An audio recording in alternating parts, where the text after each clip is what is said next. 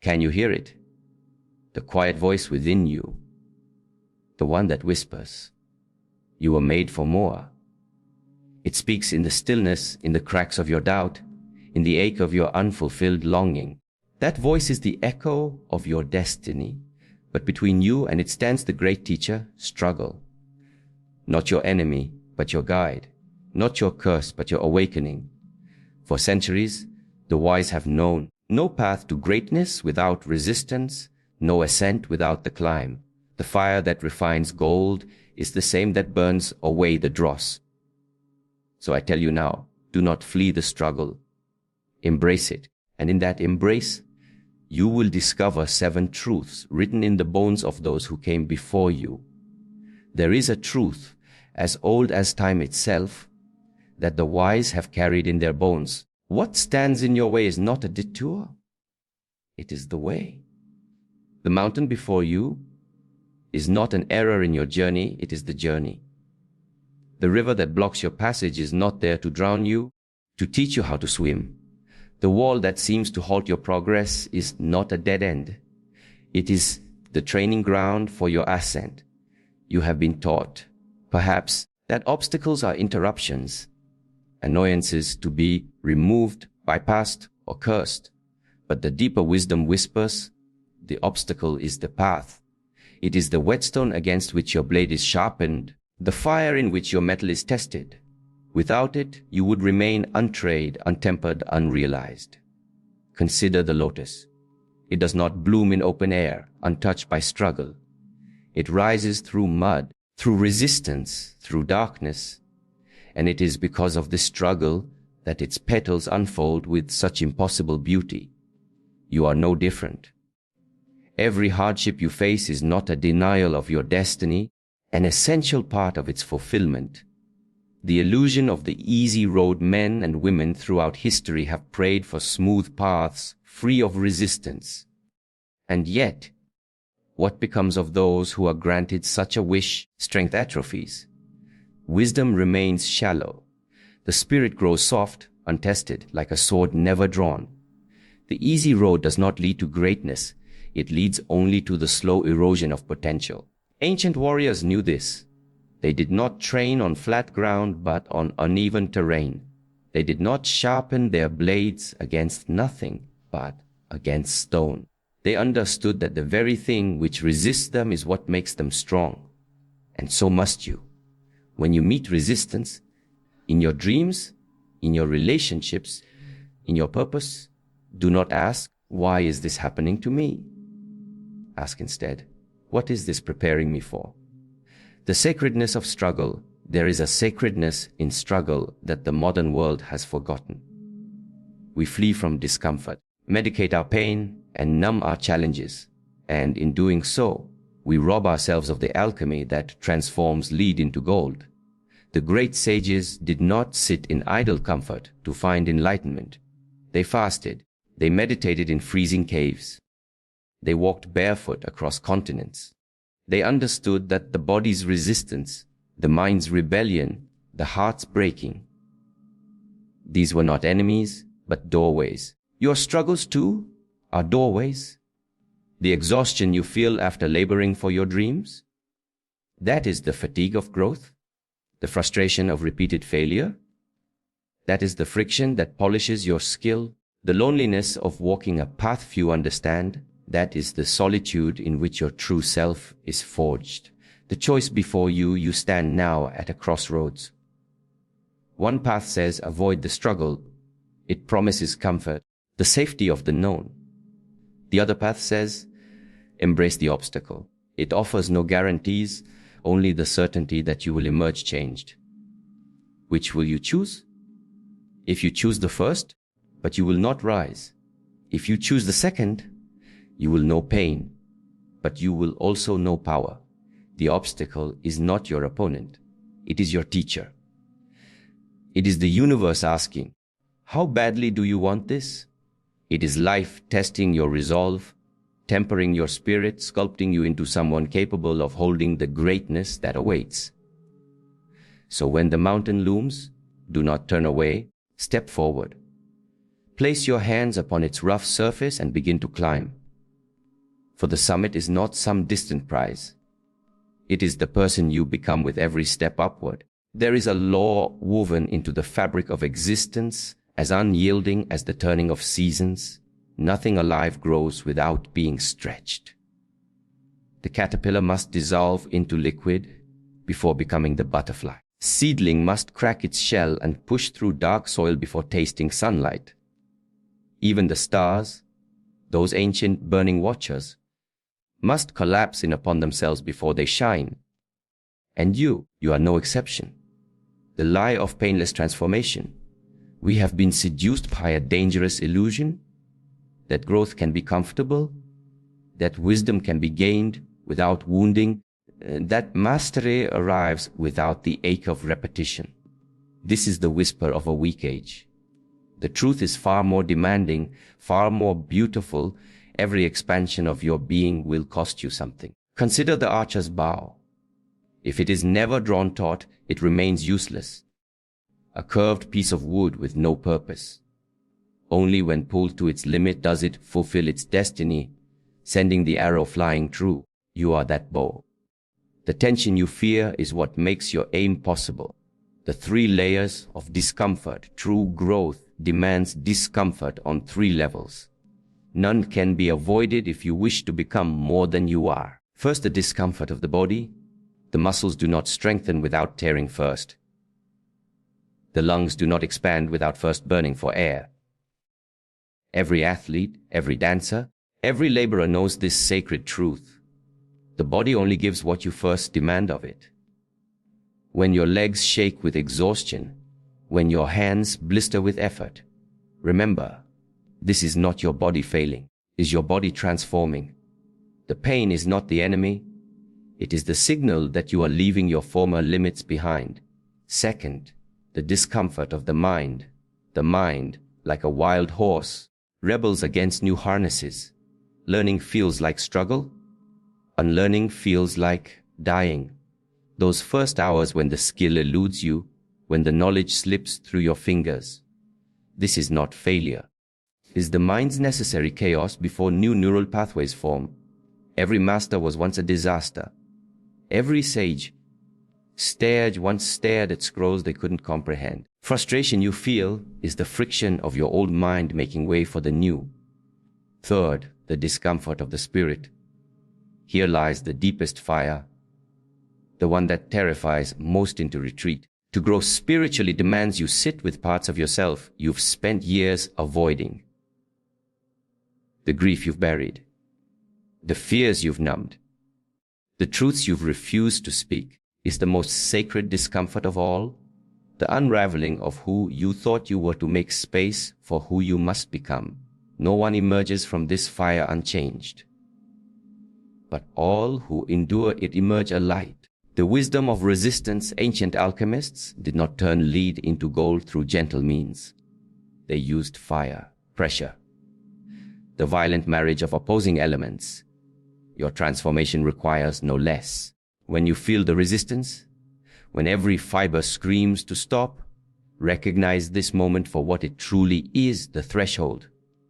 The exact point where most turn back, where the ordinary is separated from the extraordinary. This is where you must plant your feet and breathe deeper. This is where growth happens. The invitation, I do not tell you this to frighten you, to free you. The discomfort you've been avoiding, it's your becoming waiting to happen. The challenge you keep postponing, it's your future self calling you forward. So, the question remains, will you shrink from the heat or let it forge you? Will you curse the struggle or let it sculpt you? Remember, the seed does not debate whether breaking open is worth the effort. Simply obeys the ancient law written in its cells: grow or die. You, dear seeker, are that seed. The choice has always been yours. There is a secret carved into the walls of every ancient temple, whispered in the wind through canyon walls, known in the bones of every warrior who ever drew breath. Your fear is not a wall. It is a doorway. That trembling in your hands before you step forward, that tightness in your chest when you stand on the edge of your becoming, That is not weakness leaving your body. It is greatness testing your readiness to hold it. Ancient map of fear. Every culture that ever produced masters understood this truth. Fear is the compass pointing toward what matters most. The Vikings called it Ajun, not just terror, but awe before the sacred. The samurai cultivated Fudoshin, the immovable heart that walks through fear without being ruled by it. The yogis spoke of Bhaya, the necessary shadow that makes the light visible. Your fear is not random, it is a map. Where you feel it most intensely marks the exact coordinates of your next evolution. The public speaker's dry mouth, the artist's hesitation before the blank canvas, the lover's vulnerability in confession. These are not signs to stop. They are the ancient markers saying, here, this is where you grow. Physiology of courage science now confirms what the mystics always knew. Fear and excitement share the same biological pathways. The racing heart, the quickened breath, the heightened senses, your body prepares identically for terror and for ecstasy. The difference? Only the story you tell yourself about what these sensations mean. When the mountain climber's hands sweat on the rope, they have two choices to interpret this as, I'm in danger, or as my body is preparing me for something extraordinary. The sensations are identical. The meaning you assign them changes everything. The three faces of fear. Not all fears are equal. Learn to discern the fear of death, primal fear, the body's wisdom to preserve life. When facing physical danger, then thank it for its service. The fear of loss, ego fear. What if I fail? What if they laugh? What if I'm not enough? Is the fear that has birthed and buried more dreams than any other. Its antidote. The realization that everything you're afraid to lose was never truly yours. Your reputation, your comfort, your image, these are illusions you've mistaken for identity. The fear of expansions, sacred fear. This is the trembling before your own magnificence. The vertigo of standing at the edge of your potential. Fear doesn't say danger, but something vast is coming. This is the fear you must court, the one that accompanies every authentic calling. Alchemy of presence. The warrior's secret is not the absence of fear, but a particular kind of attention. When fear arises, locate it. Physically, is it in your stomach? Throat. Breathe into it. Sigh. Fear thrives in constriction. Ask, what is this here to teach me? Take the next small action anyway. This is how ordinary people walk through fire. Not by extinguishing the flames, but by learning to hold the heat. The invitation, that thing you've been avoiding, the conversation, the leap, the vulnerable creation. I tell you this, the fear surrounding it is proportional to the life waiting on the other side. Your terror is the measure of your coming transformation. So tonight, when the fears whisper, don't curse them. Thank them. They're the proof you're nearing something real. Then tomorrow, with shaking hands and steady heart, step forward. For on the other side of that fear lies a version of yourself you can't yet imagine. But destiny remembers. There comes a moment in every great journey, long after the first rush of inspiration fades, before the reward is visible, when the path asks of you a sacred kind of endurance, is where most turn back. This is where the extraordinary are forged. The myth of linear progress. We imagine growth as an upward slope, steady, measurable kind. But the ancients knew better. The Tao speaks of advancement that appears as retreat. The alchemist wrote of the Naguido phase, where all turns black before transformation. Even nature teaches us the river does not flow straight to the sea, but winds and falls and seems at times to circle back upon itself. Your darkest days are not evidence of failure, but of depth. When your efforts appear fruitless, when the world seems indifferent to your struggle, this is not the universe denying you. This is the universe deepening you. The 3 stages of perseverance. 1. The perseverance of the body. Consider the diamond. formed under pressure that would shatter weaker substances. Your physical endurance, those extra repetitions when the muscles scream, early rising when the body begs for rest. These are not punishments. They are rituals. Each drop of sweat is an act of devotion to the person you are becoming. Japanese concept of gimen, enduring the seemingly unbearable with patience and dignity, is not passive suffering. It is active alchemy. Your tired body is not breaking down. It is being rebuilt. 2. Perseverance of the mind. There comes a point in every worthy endeavor when the mind rebels. This isn't working. It whispers. You're not good enough. It insists. Thoughts are not truths. They are tests. The Zen masters taught. Shoshin, the beginner's mind. When frustration comes, return to your practice not as an expert expecting results, as a novice grateful for the chance to try once more. The master has failed more times than the beginner has even attempted. 3. Perseverance of the spirit. This is the deepest fire. When doubt consumes your why. When the world seems asleep to your efforts. When you must continue not because you see light ahead, because to stop would betray your own soul. This is where you discover what the Sufis call sabr. Not mere patience, but steadfastness rooted in divine trust. Not the absence of despair, the choice to act beyond it. The sacred repetition. The modern world worships novelty, but wisdom bows to rhythm. The monk chanting the same prayer for 10,000 mornings, the blacksmith hammering the same blade through countless heats, the writer facing the blank page day after uncelebrated day. These are not routines. They are rituals. The repetition is not mindless, it is mindful. Each stroke, each word, each breath is both the same and entirely new. The mathematics of the soul, we think in human arithmetic, measuring input against immediate output. But the universe works in geometric progression, where effects compound in secret before revealing themselves. That which seems wasted, the rejected manuscript, the failed experiment, the silent meditation, none of it is lost. The universe keeps better books than we do.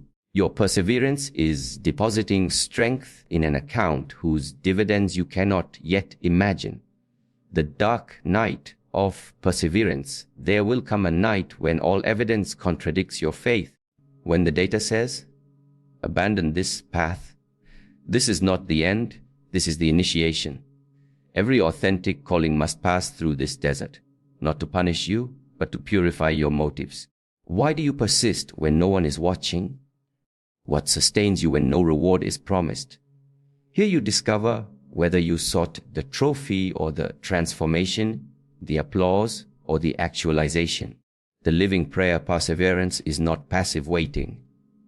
It is active participation in your own evolution. Each continued effort is a syllable in the mantra of your becoming. When you rise after failure, you are not just trying again, you are sculpting the contours of your character. When you practice in private what you hope to perform in public, you are not just preparing, you are already becoming. Strong do not merely endure, they consecrate their struggles. They understand that perseverance is not what happens to you, but what happens through you. Exists in nature a law so fundamental that we often miss its wisdom. No tree grows tall without first growing deep. The mighty oak that withstands centuries of storms does so because its roots stretch twice as far underground as its branches do skyward. The bamboo that shoots suddenly upward spends years developing an unseen network beneath the soil. And you, O seeker of greatness, are bound by this same eternal truth. The illusion of overnight mastery. We live in an age intoxicated by speed, where viral sensations flash across screens and disappear just as quickly. This has bred in us a dangerous expectation. That transformation should be immediate, that mastery should come without months of silent practice, that impact should precede investment. But the ancients whispered a different truth. What blooms quickly withers fast, what matures slowly endures. Consider the redwood towering over all other trees. Its secret: grows no faster than the rest. It simply stands while others fall. Your patience is not passivity, it is the accumulation of invisible advantages. The 3 layers of root work. 1. The roots of knowledge. Before the poet writes their masterpiece, they must first digest 10,000 books. Before the musician composes their symphony, they must study every note that came before. Is the unglamorous labor of absorption. The years spent listening before speaking, following before leading. The Japanese call this uchi dishi, the period of apprenticeship where one cleans floors before touching the master's tools. There is wisdom in this. To handle great power, you must first develop great humility. The roots of character. Talent may open doors, but only character keeps you in the room.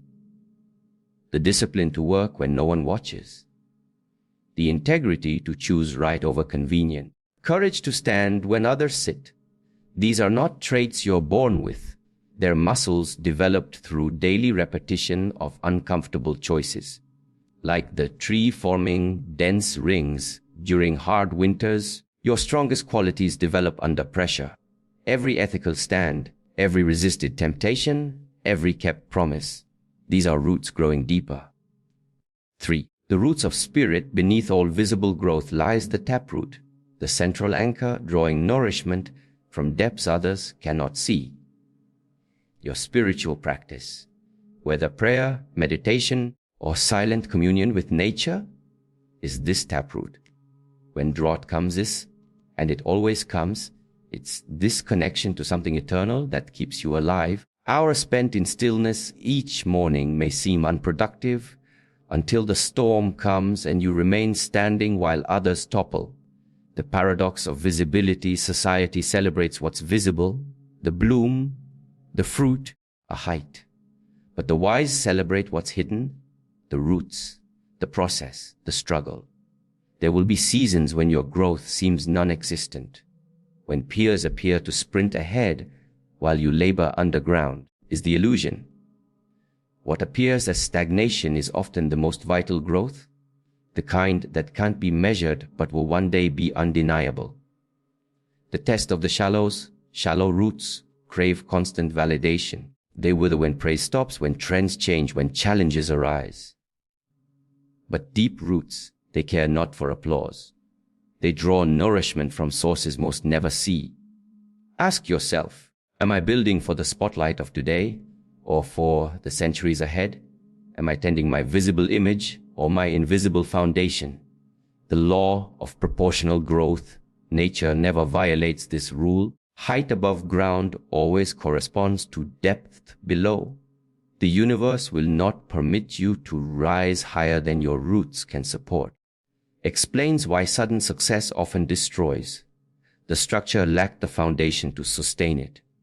But when growth comes slowly, when depth precedes height, then no storm can uproot you.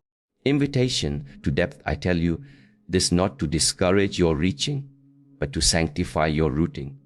The work you do unseen, the pages written that no one reads, the skills honed when no one watches, principles kept when no one would know. This is not wasted time. This is sacred time. So when the world shouts, hurry, produce, perform, remember the oak, remember the bamboo. Remember that all enduring things grow at the pace required for true depth. Your time underground is not punishment, it's preparation. Your moment in the sun will come, and when it does, you stand, not as a sapling easily toppled, but as a redwood, unshakable, having earned every inch of your height through the depth of your roots. There exists a sacred alchemy known only to those who have kissed the earth with their failures. The secret that downward momentum contains the energy for upward flight. The child does not learn to walk without falling. The fledgling eagle does not master the sky without first tumbling from the nest. Even the stars, those celestial fires, must collapse inward before they can shine. You are no exception to this cosmic law. Mythology of the unbroken line. We have been poisoned by false histories. tales that edit out the stumbles, the bankruptcies, the heartbreaks that preceded every triumph. We see the marble statue, not the chisel marks. We admire the polished performance, not the 10,000 botched rehearsals. This is spiritual malpractice. The Japanese art of kintsugi, repairing broken pottery with gold, understands this truth. The breakage is not the end of the vessel's story, but the beginning of its true beauty. Scars are not evidence of damage, they are the seams where your wisdom was grafted onto your soul. The three gifts of falling one. The gift of humility, the ground is the great equalizer. It reminds the soaring mind that wings are not infallible. Every entrepreneur who has faced bankruptcy, every artist who has endured rejection, every lover who has survived betrayal, they emerge with something more valuable than success, the quiet, knowing that comes from having been unmade and choosing to rise anyway. Humility is not thinking less of yourself, it is thinking of yourself less. The fall achieves this alchemy. It shifts your center from ego to essence. 2. The gift of discernment pain is an extraordinary teacher. Shows you where the cracks in your understanding were. That business failure. It revealed your blind spots. That broken relationship. It illuminated your unhealed patterns. That health crisis exposed your misplaced priorities. The mystic Simone Weil wrote, "Grace fills empty spaces, but it can only enter where there is a void to receive it." Your falls create these voids, the hollowed out places where true wisdom can take root. 3. The gift of resilience. Muscles torn, rebuild stronger. Bones broken, heal thicker. The psyche is no different. Each recovery from failure installs in you an invisible infrastructure, a network of spiritual capillaries that will nourish you during future trials. Is why veterans of hard knocks often move through later crises with eerie calm. Not because they feel less, but because they know their capacity to rise. This knowing cannot be bought or faked, must be earned through the sacred curriculum of stumbling. The physics of rising, Newton's third law, reveals a spiritual truth. For every force, there is an equal and opposite reaction. The impact with the earth during your fall generates the exact energy needed for your rebound. This means the depth of your despair determines the height of your renewal. The weight of your failure fuels the momentum of your comeback. The pain of your collapse primes you for unprecedented expansion.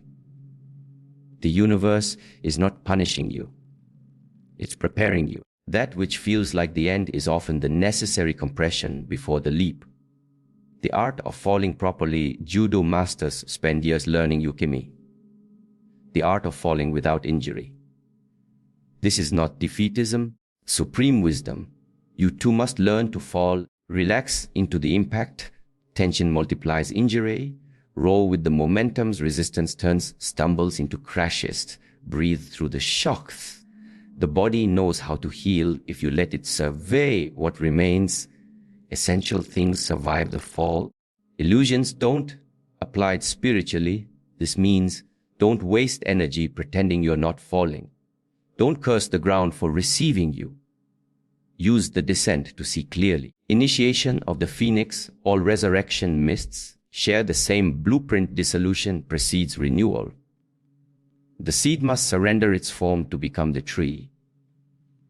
The caterpillar must liquefy to become the butterfly. Failures are not interruptions of your path. They are the path. When you find yourself on the ground again, ace, for you will. Remember, this is not proof of unworthiness. This is the universe whispering, you're ready for the next initiation. Let go of what you were so you can become what you must be. The most extraordinary view of the valley comes only after the fall from the cliff. The most profound wisdom comes only after the shattering of certainty. The most authentic power comes only after the surrender of control. So, rise. Not despite your falls, but because of them. Not as someone unmarked, but as someone remade. The world needs warriors who know the taste of earth and the scent of heaven, who can say with heart, one authority. I have been broken, and in the breaking, I discovered I cannot be destroyed. There comes a moment of piercing clarity, usually arrived at through exhaustion, when the seeker realizes they've been asking the wrong question. When will this struggle end? But what if this struggle is the very thing I need? Not, how do I survive this fire? But what if this fire is my salvation? This is the revelation that separates spiritual tourists from true pilgrims. Gold you seek is not at the end of the path. It is in the very dirt beneath your bleeding feet. The delusion of destination, we are raised on fairy tales that promise endure the trial, and you shall receive the reward. But the deeper wisdom whispers, the trial is the reward. The sweat on the warrior's brow is not the price of victory. It is the victory itself. Colossus on the artist's hands are not unfortunate byproducts. They are the artwork. Ancient alchemists didn't merely transform lead into gold. They discovered that the process of transformation was the true philosopher's stone. Your midnight struggles, your gritted teeth, your tear-soaked prayers, these aren't obstacles blocking your enlightenment. They are the enlightenment itself taking form. The threefold crucible. 1. The crucible of the body, when your muscles tremble at the edge of collapse, when your lungs burn for air. This is not punishment. This is your cellular wisdom shouting, more life, more capacity. The body only breaks down to rebuild stronger. Every elite athlete knows this secret. The moment of greatest fatigue is precisely when the metamorphosis begins. Yogis understood this when they created tapas, the fiery discipline that burns away limitation. Your exhaustion is not weakness. It's the necessary heat for your rebirth. 2. Crucible of the mind, that mental fog when learning something new. The frustration of skills not yet mastered. This is not incompetence. It's the beautiful chaos of neural pathways rewiring. Modern neuroscience confirms what mystics always knew: breakdown precedes breakthrough. The Zen concept of machine, no mind, occurs only after the thinking mind has been thoroughly exhausted. Your confusion is the prelude to clarity beyond thought. 3. The crucible of the soul, when life strips away your titles, your relationships, your carefully constructed identities. This is not abandonment by the universe. This is the universe gifting you the ultimate liberation, the chance to remember who you are beneath what you've accumulated. Dark night of the soul isn't a curse. It's the ultimate promotion. It's existence saying, you're ready to stop playing with toys and claim your throne. The sacred physics of resistance, every spiritual tradition encodes this truth in different language. No mud, Buddhism, as iron sharpens, Proverbs. The kiln makes the pot hard. Sufi wisdom, modern physics echoes this: carbon becomes diamond only under extreme pressure. Stars shine only through nuclear friction. The universe itself was born from cosmic turbulence. Your resistance, that thing you're fighting against, isn't preventing your evolution. The exact mechanism making evolution possible, the alchemist's daily practice, reframe the struggle not. Why is this happening to me? But this preparing within me. Locate the hidden curriculum. Every hardship teaches something specific. Delays teach patience, opposition teaches discernment, failure teaches humility, loneliness teaches self-containment. Offer your exhaustion as sacred prayer. That moment when you want to quit, the altar where transformation happens. Stay there 1 minute longer. Breathe into it. Let it remake you. The ultimate revelation one day, perhaps today, you'll realize the promotion you didn't get taught you to trust your own worth beyond titles. The heartbreak you survived revealed your infinite capacity to love. Failure that humbled you became the foundation for authentic power. You look back and see the struggles weren't detours on your path. They were the path. The fire wasn't destroying you. It was revealing what cannot be destroyed. This is the great secret whispered in all authentic spiritual traditions. The treasure is in the digging. The light is in the darkness. Freedom is in the surrender. So the next time life tightens its grip, don't beg for release. Lean in. Listen. The pressure you feel isn't the universe crushing you.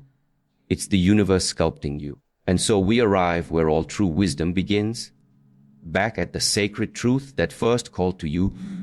No struggle, no progress. Not as a threat, but as the most loving promise the universe could whisper to your soul. The fire you've walked through has not been punishment. It has been initiation. The weight you've carried was not meant to break you, but to rebuild you.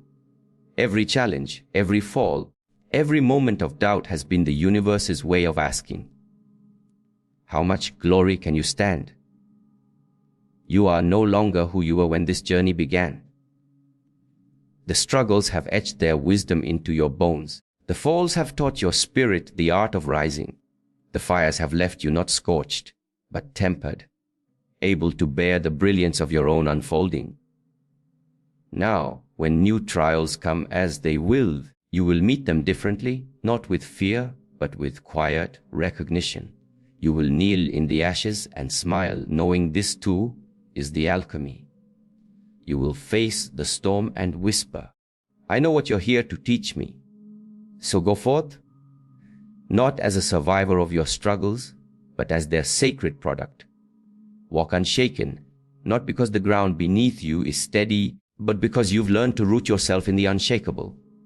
The path continues. The forge still burns. But now, you understand you were never being destroyed. You were being recreated.